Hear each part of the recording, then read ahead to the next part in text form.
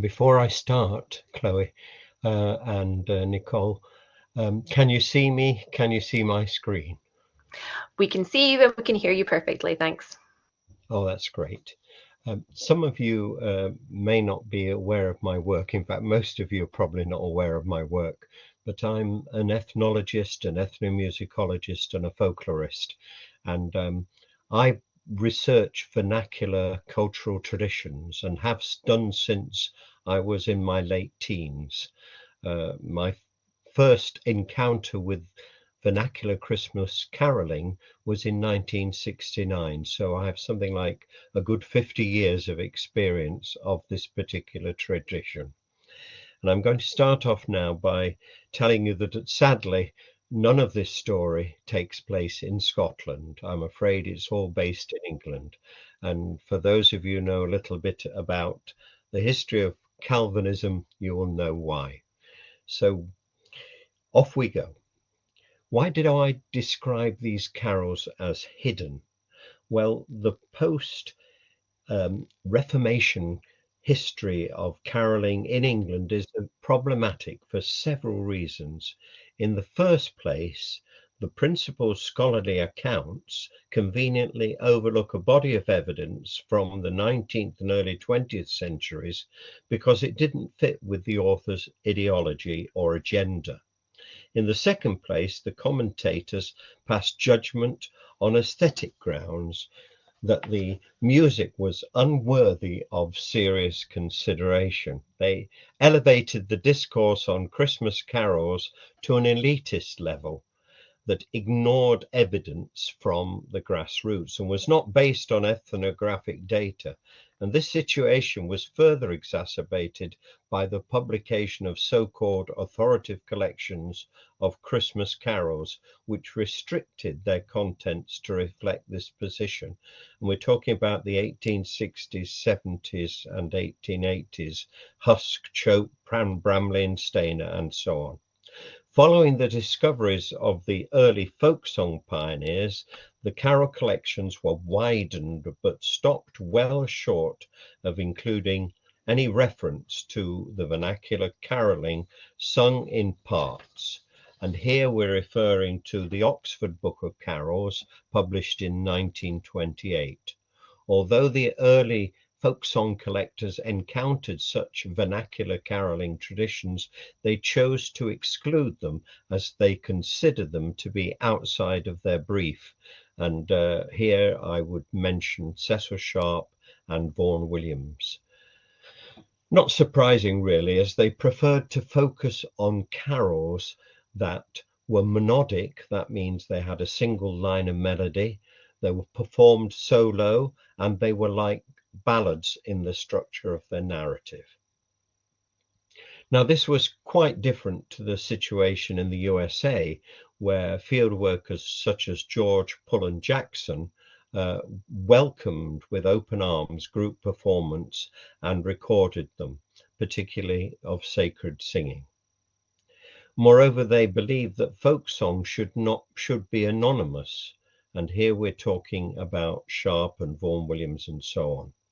They believed that the case for vernacular carols was demonstrably not the case, because we do know who wrote some of these songs. The notion that songs could be delivered by the stork, I think, is extremely fanciful. Research has shown that we now know who wrote particular classic ballads, for example. But they thought that Sharp and Vaughan Williams and others thought that in fact they should be anonymous. And they were the gatekeepers, these early folk song collectors, and they left out a significant element of vernacular musical tradition in England, and they left it unrecorded, undocumented, and unresearched. For the promoters of the post-Second World War folk song revival movement, and here we're talking about Peter Kennedy, Bert Lloyd, A.L. Lloyd, Ewan MacConnell and Peggy Seeger and others, the English village caroling tradition lacked the essential folk qualities, authenticity and purity, and for musicologists, especially scholars of hymnody and psalmody, the tradition fell short in terms of musical good taste. and it was castigated for failing to conform to Western classical rudiments of music, which actually post-date much of it. And now we're going to have a bit of a cook's tour of the history of this music. I'm talking about the music essentially, and here we go on to slide 2. So there was a dearth of congregational singing in English parish churches in the 1600s and the 1700s, and we're talking about congregational singing. And this was the result of Puritanism. In fact, the Puritans actually banned Christmas caroling. This dearth became transformed in the mid-1700s by a grassroots movement of composition of hymn and psalm tunes, and many of the key figures were artisans, craftspeople with little or no formal musical training. And we'll look at slide 3 now. Here we've got a picture of one of such characters. His name was John Hall, and he was a blacksmith. He wrote extraordinary volume of music. Very little of it survives, which is really tragic, but some bits survive, and certainly some bits of the Christmas carol repertoire that he wrote is still with us. So we'll move on to slide 4. So their compositions were polyphonic. Now, polyphonic means that different voices singing in different times, not just straight harmonic singing, but singing in different parts. And they featured fuguing sections and melisma. Fuguing is where different voices, different parts come in at different times, usually in imitation of each other. And melisma is where you have more than one note to one syllable. So we have many carols that are extremely melismatic. The people in the 18th century loved melisma. They were influenced by composers from the Baroque tradition, as you would expect, notably Handel and Bach, of course. And the music was performed by bands of local church musicians and singers, and sometimes they were referred to as choirs with the letter Q. And now we're moving on to the next slide. Church interiors were modified to accommodate the performance of such groups by the erection of a gallery at the West End, and these singers are in one such gallery. This is a painting by Thomas Webber, famous painting, although the date is 1847. In its description, it talks about a country choir 20 years ago, so it would be 1827. And here you see the different parts clustered round instruments and learning their parts from the instrument. So church interiors were modified to accompany the performance of the groups, and the heyday of this creativity was approximately 1760 to 1820. So this is right at the end, this picture. And church hierarchies from the early 19th century, however, considered the music to be profane, frivolous, and undermining of authority. Slide 6, please. From the 1820s onwards, under the influence of high church reformers, and they were known at the time as Tractarians, and they became known later as the Oxford movement, the music became subject to disapproval. Lots of other things to do with the official Church of England became disapproved of. For example, triple-decker pulpits, and the choirs were sacked and organs installed in place of the instrumentalists. The place of the singers was taken by choirs of boys wearing vestments in imitation of cathedral choirs. So the notion of a mixed choir, the notion of adults in church singing was moved away from. By the time of the publication of the first mass-produced hymn book, this is 1861, Hymns Ancient and Modern, such music had almost entirely been eradicated from the official places of worship. And I use the word eradicated quite deliberately. However, the singers and the instrumentalists did not stop performing this type of music. Carols, Christmas caroling, has always flourished outside of church or chapel. It has always been in the hands of people who are prepared to go out and sing around their communities, and it's always not been ruled by voices from above. Well, they had great affection for this type of music. They took it with them to newly opened nonconformist churches, but more significantly, they reserved its use for Christmas as part of the caroling traditions that existed in public and domestic spaces outside of such places of worship, performing it as a part of annual village tours, perambulations, whereas the music in the nonconformist chapels became supplanted in the 1880s, 1890s onwards by the revivalist gospel hymns of the American evangelists, and of course Moody and Sankey were prime examples. So within the context of Christmas festivities, it thrived and developed as a dynamic, largely oral tradition. Oral traditions are learnt by ear, oral traditions are sung from memory. Partly as a result of the social disjuncture of two world wars and the consequent loss of life, caroling became largely confined to two main regions in England, the Pennines of Derbyshire and South Yorkshire, and parts of the southwest, especially Cornwall, but also Somerset. And now if we could look at slide 7, please. And in slide 7, we'll see a group of carolers in Uttybridge, that's South Yorkshire, that's near Sheffield. All men, that's obvious, but there they've got instruments for all the parts. We're talking about 1906, somewhere around about there, and they were known as the Big Set. And I think they gained that name simply because of their reputation, not because they used the name themselves. And if we look at number 7, the next slide, please. There's another group in the same village, actually, well, near the same village, near Uttybridge. They're out at a farmstead, and you can see they've instruments as well. They've got a big double bass. They've got youngsters with them as well. Somebody on the left is wearing a top hat. Maybe that's the person who owns the house and who's arranged the photograph, because photographs of Christmas carolers are very rare indeed, as you can imagine the reasons. Okay, next slide, please. Here's a photo from the 1920s from Greenmore. Greenmore is near Stocksbridge in South Yorkshire. Same sort of thing, except fashions change. No bowler hats there, or flat caps. 1924. Move on again. And there from the 1950s, this is inside. And we have got a couple of fiddle players and a group of carolers behind them as well. Fulo is in the Derbyshire Peak District, and it's a tiny village not too far from Bakewell.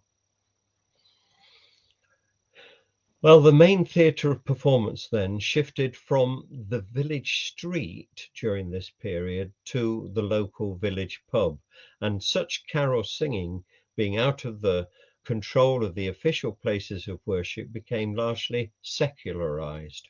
Moreover, its performers were not necessarily regular church or chapel goers. Thus, the singing of carols and formal Christian worship were largely separated. Caroling in pubs was and is primarily festive, seasonal and unrestrained, emphasizing sociability and conviviality, whereas sacred singing in church was and is reverential, deferential and controlled, focusing on worship and prayer. Interestingly, the notions of heritage and conservation are not primary motives for the carolers that I have been researching for over 50 years. They think instead of obligation to the group, of loyalty to the session, and coupled with a desire to participate wholeheartedly in and enjoy the singing. And if we move on to slide 11 at this point. Emphasis is placed on those aspects that distinguish it from formal carol singing in church, such that there is loudness rather than softness, earthiness rather than sweetness, singing competitiveness rather than blending, vocal attack rather than mannered phrasing, diversity rather than conformity, the importance of oral tradition rather than the primacy of the text or the musical score, the blurring of gender conventions rather than strict adherence. So we're talking there about soprano, alto, tenor, bass, for example. Humorous spontaneity rather than sacred dogma, alcoholic indulgence rather than abstinence, and social leveling rather than formal hierarchies. So if we move on to slide 12 now. Here is a rather crude map of some of the villages where carols are sung. And the ones that are highlighted are not the only ones that have sing carols. They're just the ones that maybe sing them more than most places. And I don't know how many villages there, but yeah, maybe about 20 different villages to the north and northwest of Sheffield, of the city of Sheffield. Each pub then has its own season and occasion for carolling, and one such is the Royal Hotel at Dungworth, which starts on Sunday after the 11th of November, known as Armistice Day, of course, and celebrating the end of the First World War, or rather marking the end of the First World War.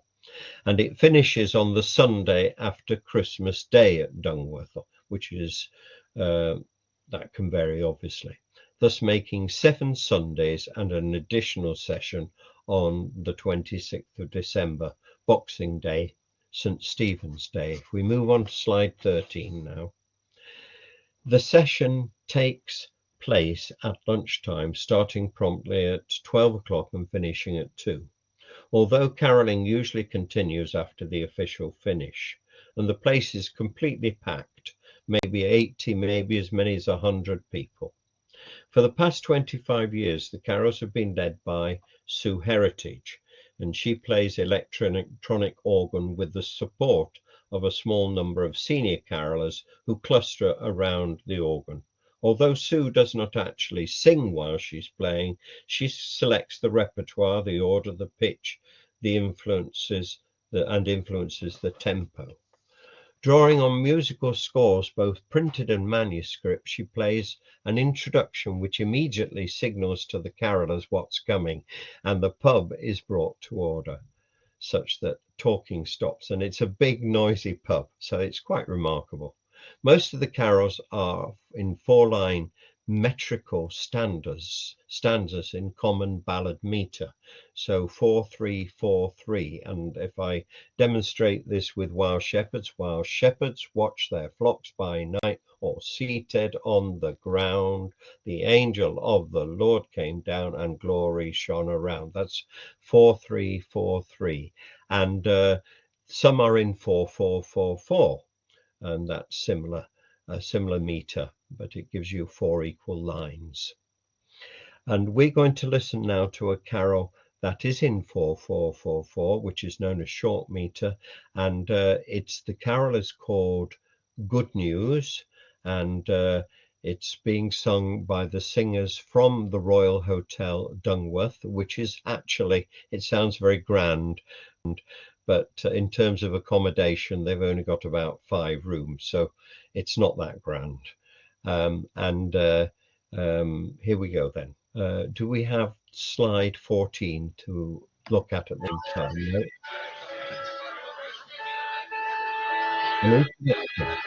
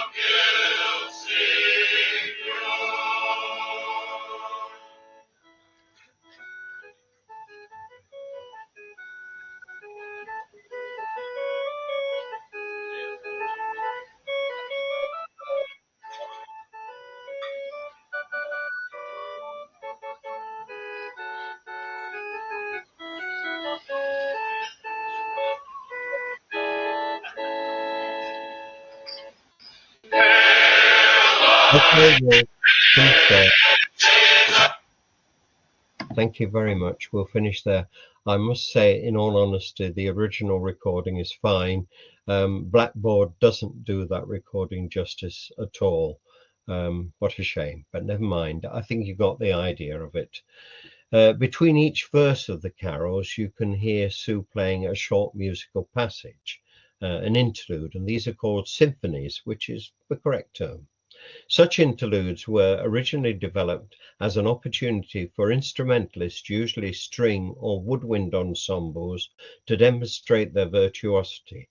Nowadays, in the pubs, the symphonies allow the singers to have a rest, take refreshment, re-establish pitch and tonality, relish the ingenuity of the accompanist, and enjoy the musicality of the passage, both in terms of originality and familiarity. Such symphonies may simply restate the first or last line of a tune, or they may provide a reworking or variation of the tune, or in some elaborate cases, encapsulate a different melodic theme which complements or contrasts with the tune. And Sue interprets such symphonies with a measure of freedom by employing syncopation and playing them up-tempo. Her style contrasts with other accompanists such as Barbara Needham and Julia Bishop, who play their symphonies in a much stricter time. We're looking at the text of the first verse. That text doesn't appear in hymn books. That text was distributed and circulated all over the north of England by broadsides and chapbooks, sold by peddlers, sold by chapmen, who also would sell needles and threads and buttons and ribbons and all sorts of things like that. Maybe they would have a donkey to carry their load as well. Sometimes the singer, the peddler, the chapman, would be very enterprising and would sing the contents of the sheets, was to encourage people to buy them. Can we go now to slide 15? There we are. There's a group of people there in the Crown and Glove in Stannington singing carols, and you can see how relaxed it. I suppose it just looks like a normal pub that's very, very busy. But anyway, there we go. Unaccompanied sessions. So pubs like the Crown and Glove, and in Ecclesfield, it was formerly the Black Bull, and a pub now very popular, the George at Upper Denby near Penistone. They sing a cappella, unaccompanied. The leader is responsible for both choice and order of the carols and for pitching them. This is particularly crucial as he does so without referring to any external source or point of reference. The name used for such a role is the striker, one who strikes up a carol, which probably derives from the striking of a tuning fork. Another term used is the pitcher, one who gives the pitch, which similarly suggests blowing a pitch pipe. In fact, both methods were in use with the early church choirs mentioned above. However, such aids are rarely used today, and certainly not in the three pubs we've mentioned so far. If the leader is unsure of a pitch, he may check out his proposed pitch with a fellow caroller, and they will come to an agreement. And if it's a bit low, well, there's a fair bit of banter and censure follows. Billy Minnells, who was a favourite caroller at the Royal Hotel in Dungworth, said, "Oh, we had our bellies to the floor then." Yeah, you can get the meaning. And the ability to pitch a carol well is considered to be a mark of an accomplished caroller. Now, next slide, please.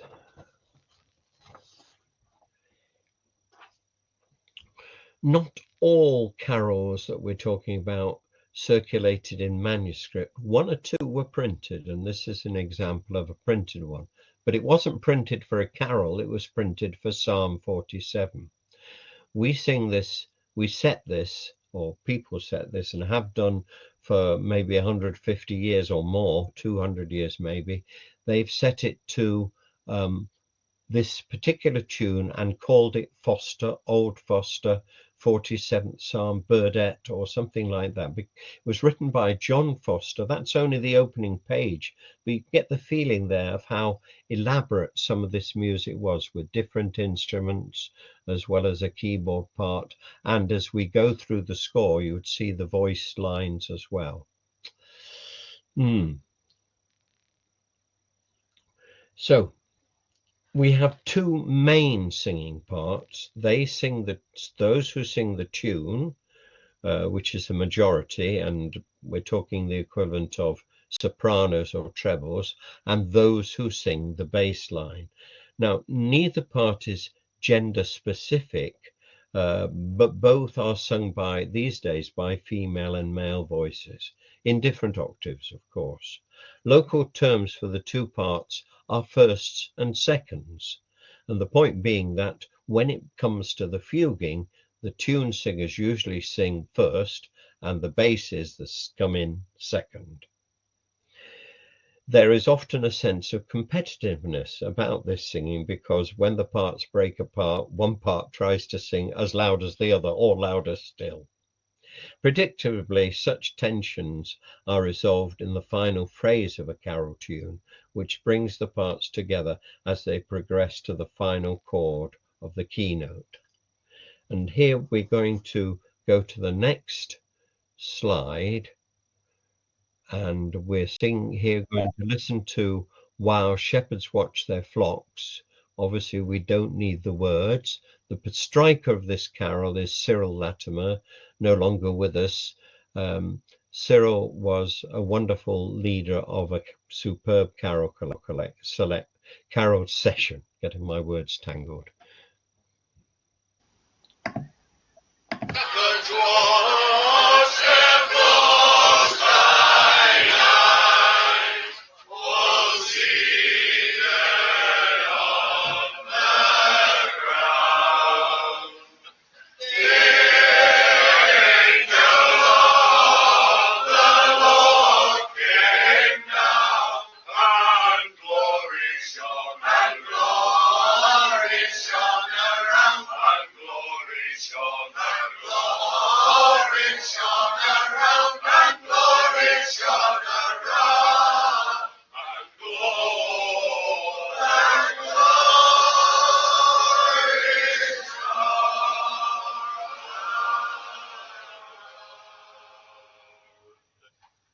Okay, we'll leave it there.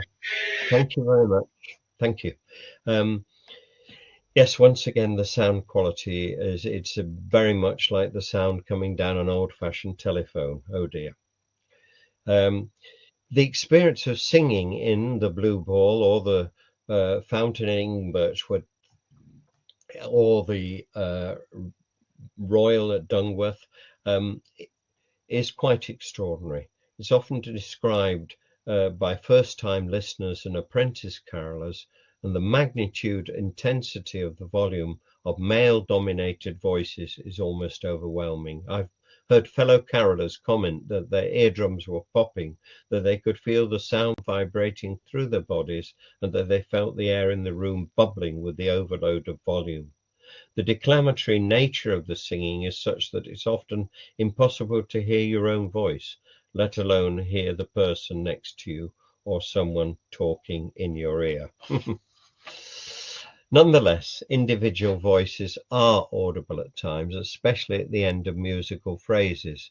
Through this shared endeavour and growing atmosphere of excitement, a momentum is built up by the sheer number of voices. This is what Edward Hall, a scholar of he talked about musicality. He called this social synchrony, and it leads to a state of flow, and the resulting euphoria is given expression by the repeated singing of the last line or section of a carol. Now, I interviewed an elderly lady many years ago. She had grown up before the First World War, and she described to me the singing in the village of Eyam, where I was carol singing last night. In Eyam, they sang from the stroke of midnight on Christmas Eve or Christmas morning, whatever you would call it, on the stroke of midnight, and they would start with a carol they called Old Christians. And this carol was Christians awake, salute the happy morn. And she said that when the singers got together, it was the style of singing and the volume of singing was like singing she had never heard in church or chapel. She described it as so strong and so powerful that you could lean your back against the singing. I like the description. Her name was Doris E. Coates, and she wrote a lovely book about singing traditions and other traditions in Eam, published under the title of Tunes on a Penny Whistle. We're going to listen now to a carol. So if we move to the next slide, and we're going to listen to the Blue Ball at Worrell, where Julia Bishop plays the organ, electronic organ, rather like the Royal at Dungworth. In the photo, you can also see another group where the accompaniment is provided by strings. That's in the Old Red Lion at Grenoside.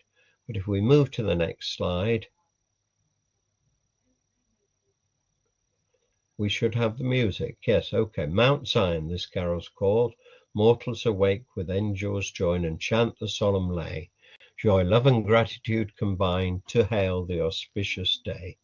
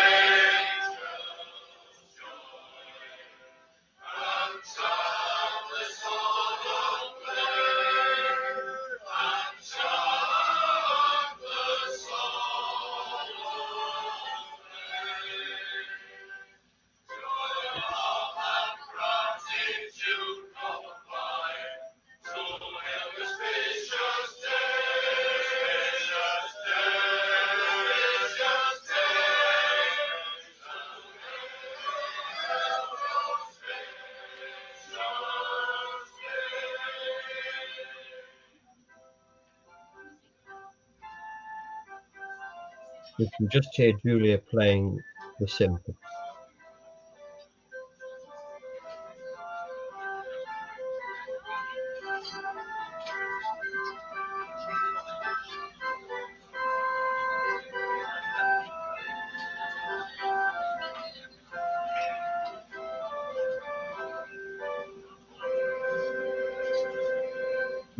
Thank you. Okay. Yeah, not good at all, the recording there. The original recording's absolutely fine. So what we're hearing there is we're hearing the different parts, we're hearing the fuguing sections, we're hearing the symphony, and we're hearing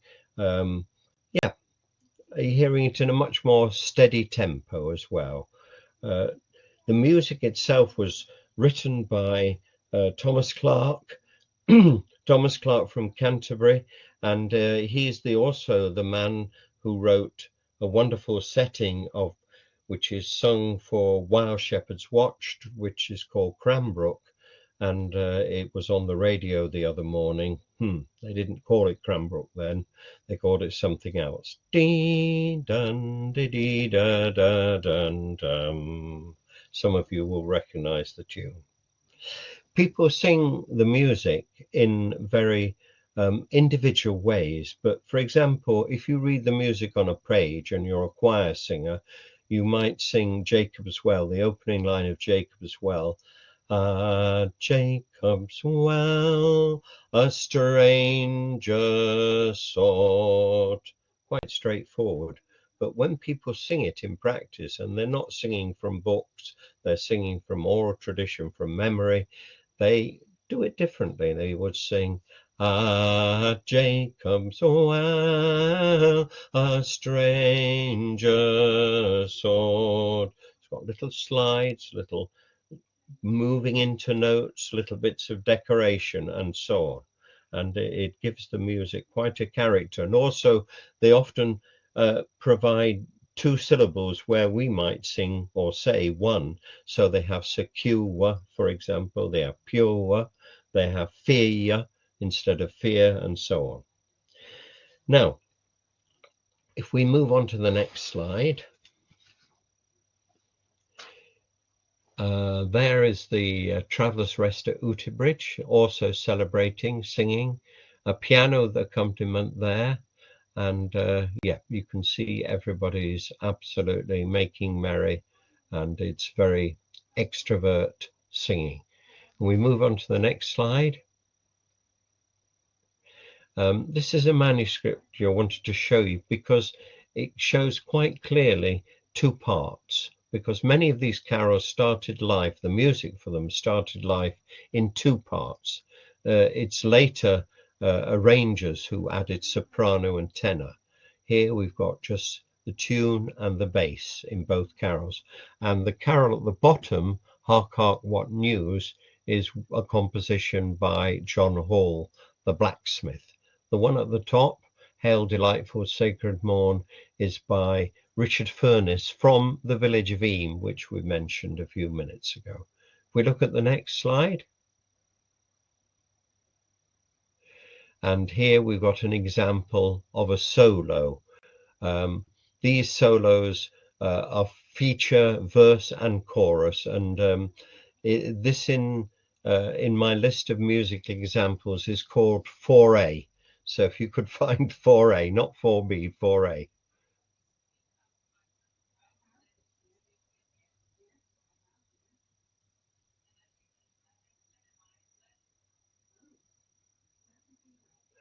Maybe it doesn't work. Well, yeah.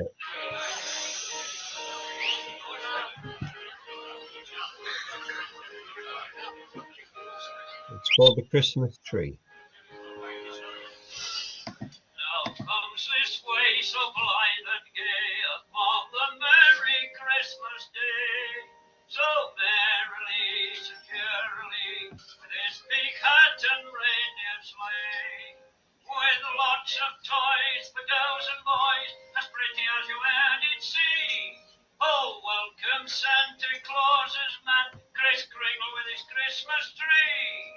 Ho, ho, ho, ho, ho, ho, ho, ho, ho, ho. Jingle, jingle, jingle, merry shall you be. Jingle, jingle, it comes this way, it comes with the Christmas tree. And welcome, welcome, welcome, Christmas, welcome shall you be. Oh, here he is, yes, yes, he is. He's dressed with the Christmas tree, the Christmas tree, the Christmas tree, the Christmas tree, the Christmas tree. Thank you. We'll finish the recording there. Thank you very much. A very noisy carol, great fun. Actually, that particular carol comes from the US. It comes from the pen of a man called William Bradbury, and it originally was written for children round about 1850. But no one in South Yorkshire is aware of that fact, unless they've read my small notes at the end of the end of an article or something. Okay, so we'll move away from that. Can we see the next slide, please? Yeah, the next slide is something which to close the talk with. But before I do, I'll just mention how much humour there is. In the Royal at Dungworth, when it gets very, very busy, the staff can't get the glasses to wash them, to pour more pints of beer or whatever. And so they ask for people to pass their glasses. Immediately, the company join into a rendition of Pass Your Glasses to the Bar to the tune of Come Rhonda, Guide Me, O Thou Great Redeemer, or I should say the chorus of it, Bread of Heaven. And there you are. And there we are, example of the sort of humour that occurs. Well, I have many other things to say about these carols. I think I've sort of covered the main things.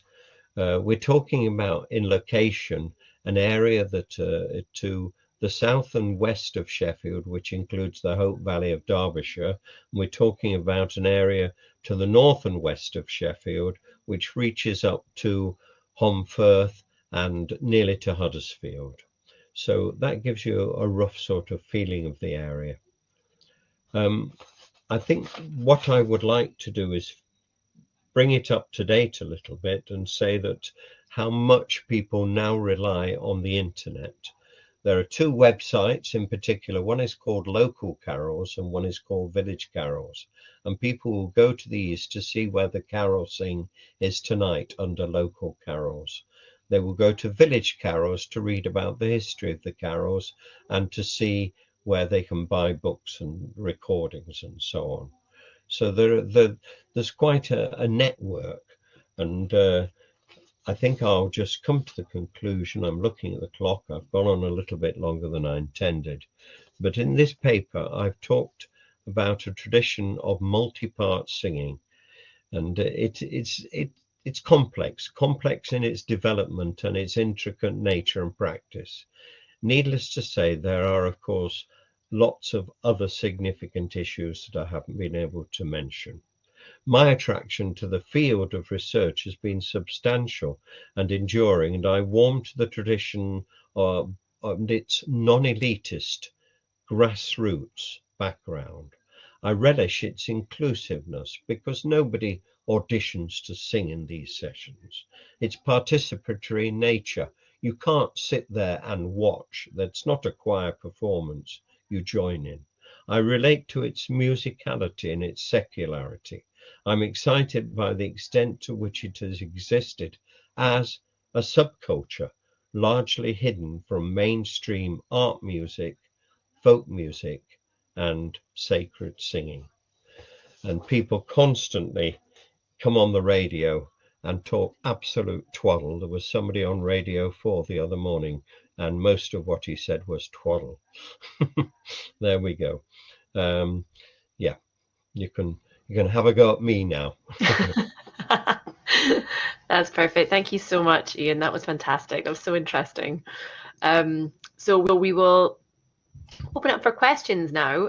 So as I said before, if you have a question you would like to ask, please just type it in the chat box. And just a reminder, how you get that, it's the purple icon with the arrow. If you click that, it's going to open up your panel, and then you'll see the little speech bubble, and then you just type in your question and I'll read it out for you. But I've got a question to kick us off. What's your favourite carol to sing? Well, I'm going to give you an answer which I gave to a reporter from the Daily Telegraph who rang me up in about 1998, and when I was working as a head teacher, and he rang me up and he said, Dr. Russell, I understand you know a little bit about Christmas carols. What is your favourite carol? So I replied, Curly Hark.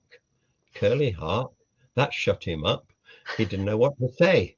He didn't know what on earth I was talking about. So he just rang off. Oh. And I don't think I got a mention in the paper, but Curly Hark is a wonderful version of the Christmas carol Hark the Herald Angels Sing, in 4 great parts, and it comes from the village of Eyam. We've mentioned Eyam twice, now it's 3 times, and each part comes in, and it's rather like a canon. It's rather like it's plenty of fuguing, it's full of melisma, all those things I've talked about, and it's great fun to sing. It's almost like a game. And we sang it last night in the Miners' Arms in Eyam village, and it was quite magical. And then we had a phone call from York, where the son of one of the singers who was in the session was leading a session that is very new, not like Eyam, which has been going on and off for 100 or more years. And they sang Curly Hark too, so they were enjoying it. That's so nice. How many people would you reckon were in the pub all singing together last night? Only a few last night, about 20. We did a tour of Eyam village next Wednesday, and I would imagine there'd be about 50. Wow, that's amazing. We've got a couple of questions in the chat. So, how did carols begin to feature in Scotland? It said, as you'd mentioned at the beginning, this would feature more of England due to the history of Calvinism. So, how did carols begin to feature in Scotland? I think, first of all, I have to say that this isn't something I've researched. I would be very intrigued to know when the first publications of carols came into places of worship in Scotland. But I suspect that it's early 20th century. I suspect, and and also it would be fascinating to know when churches started having carol services in Scotland. Once again, it would, to me, it would be a 20th century phenomenon, and I don't think people realize just how new some of these things are. For Mm. example, the service of 9 lessons and carols was pioneered at Truro in Cornwall and then taken up by King's College after the First World War. It isn't an ancient tradition Wow. going back centuries or anything like that. Um, yeah, there is a part of the history which I didn't sort of spell out, so I'll spell it out now. Uh, when the Victorians, and I blame the Victorians largely, but it wasn't just the Victorians, as I explained, it started in the 1820s, disapproved of this sort of music. They found that by ruling it out, they were very short of Christmas carols. And so they started recruiting carols from other places, Stilleinach, Germany, Latin carols. Um, they went far and wide. The new carols were written once in Royal David City. Were written. We're talking here about the latter half of the 19th century, and these carols came about because of all the carols they didn't want. For example, Curly Hark or while shepherds watch their flocks by night, which was sung in Westminster Abbey in 1928. Oh, wow. That's so interesting. Thank you. So the next question is, do you know if there's been any research on German carols? Yes, there's a lot of research on German carols. Once again, this is not my field, but I do know. And yes, there is plenty, most of it in German language. Right. German scholars are also fascinated by the history of English carols, and one person who wants to do an interview with me is from Germany's national radio Oh, wow. and television. Yeah. Amazing. Thank you. And it's another kind of language one as well. Just saying, are there carols in local languages like Gaelic? Once again, not my field, but it's a very good question. Um, I'm sure there are some things that touch on the nativity, whether they call them carols or whether they're sung in the same sort of way in the same context. I really can't answer, but that is a good question. Yeah, really good question. Okay. The next question is the tradition still strong? Are future generations continuing it? Definitely, yes. All the older singers think, oh, what's going to happen when we're not here? But they've always thought that, and they've always thought that the traditions will die with them, but they haven't. They haven't died with them. Younger people take them up because it is such wonderful, participative, enjoyable singing and extraordinary memorable. There's many sessions you'll go to where people will sing all the lunchtime, maybe 20, 25, 30 carols even, and not look at the words once. You know, they have an oral tradition, which they don't make a fuss about. Let's put it this way: they just know them and they want to be part of it. Yeah. Well, that's so lovely. The next question is, do you think the inclusion of carol singers in literature has an effect on people taking part? Yes, there's some wonderful comments. Laurie Lee, for example, with his carol barking. George Eliot, of course, and Lark Rise. Not well. There is something in Lark Rise, but there's also, of course, lots of things in Thomas Hardy. And Thomas Hardy describes in a rather stereotypical, comical way, how they break into the devils among the tailors, I think, when they should have been playing Old 100th or something like this. I can't remember which particular tunes were the case in point, but I think what the lesson that's coming out of that is, first of all, there was a high level of village musicality in the 19th century, especially the earlier part of the 19th century, and lots of instruments were being played. Secondly, that the church did not have a monopoly on these instruments or on instrumental playing, that they were used for social dancing, and the musicians often had tune books like that long ways, which they opened up, and they would have their sacred music and their carols and things at the front end, and then would turn it over that way as well and open it from the back in the other direction. And here they would have The Devil Among the Tailors, The Dashing White Sergeant, and all the other tunes that would be very handy for them to have on a Saturday night. That's great, thank you. Just a reminder, everyone, you still got time. We're only just coming up on the hour, so you've got a few minutes if you would like to ask any questions. I was just going to ask you, how many of these carol sessions have you got left to participate in before Christmas? Well, if you were to go to this carol called Local Carols, we will see it's impossible for anyone to achieve to going to any of them, all of them, because on some nights between now and Christmas, there are maybe 4 or 5 sessions happening at the same time. Oh. So, for example, Loxley Silver Band would be going round some of the pubs and playing accompaniment for the carols. People will be singing a cappella in Hart Hill, which is over Rotherham Way, completely the other direction. People far and wide, I've got some friends, they will be dashing up to Newcastle upon Tyne on Sunday to get into the Cumberland Arms to sing carols there at 12 o'clock on Sunday.